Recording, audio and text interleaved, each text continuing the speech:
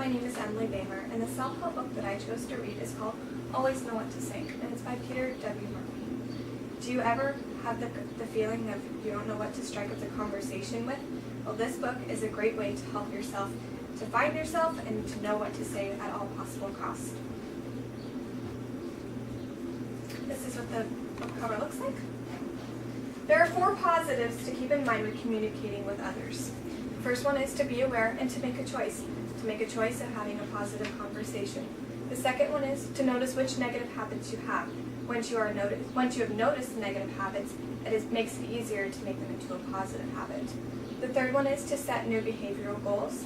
The last one is to aim for step-by-step improvement. If you write out your step-by-step improvements, then it feels really good to check it off and know that you're accomplishing a lot. Negative habits. There are 10 key negative habits. These are the ones that I feel like are most important. The first one is to have a negative attitude. If I go up to someone and I'm having a conversation with them and they are just like, why are you talking to me? Then that is a negative habit that I do not want to engage in a conversation with them. The second one is a limited range of conversation topics. If I'm asking about the basketball game that happened last night and all they're responding back to me is yes or no, I'm not going to get any further in the conversation because they're not reciprocating to me. The third one is a timid lifestyle. Just responding back of, yeah, okay, and not the same thing of not engaging in the conversation. And the self-esteem. Do you walk around hunched over and not wanting to communicate with anybody? That's a negative attitude. Instead, you could walk around and like, hey, and feel good about yourself. That would be a way to make it a positive habit. In this book, it has great daily practice habits to form. And there are 15-minute exercises, and I've been doing it for the past 2 weeks, and I've found myself that it's very beneficial. I've gone through and tested out the 15-minute daily experience, and I've seen improvement in myself in a few weeks' time, and I'm feeling positive and caring about others' interests and to have a flowing conversation. It's important to care about other people's conversations so that way they don't feel like you're shutting them down and just answering with a yes or a no attitude. And that would go back to having a negative attitude. Positive habits of conversation. Respond back to the person even if you don't have much interest. So if the person is talking about China and you don't know much about, you could just say, hey, I don't know much about China, but can you give me more information? Because then that makes them feel good inside and that you're wanting to learn more about their information. And to maintain eye contact. When I'm talking to you, I want to have the eye contact because then I know that you're interested in my conversation. But if you're wandering around with your eyes all down the hallways and looking at other things or reading while I'm talking to you, that bothers me to know that you're not interested in my conversation.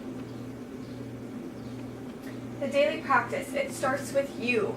The first step is to have appearance. You want to feel good about yourself. If you know that you look good, and it'll make you feel a lot better, and it's easier to come up to you and to have a conversation, and you'll feel the same way about others. Kindness. Be kind to others. If I come up to you or you come up to me and I'm just like, no, I don't really want to talk to you, then that's not being kind and they're not going to want to have a conversation with you. The third one is gratitude. Have an attitude of gratitude. Be thankful that they're wanting to have a conversation with you. The third one is forgiveness. Forgiveness allows you to let go of resentment and show that whether you think so or not. So instead of remembering back to all the negative things that have happened, it's important to show, like, I forget the past, and here you are a new person, so we can continue on a great conversation.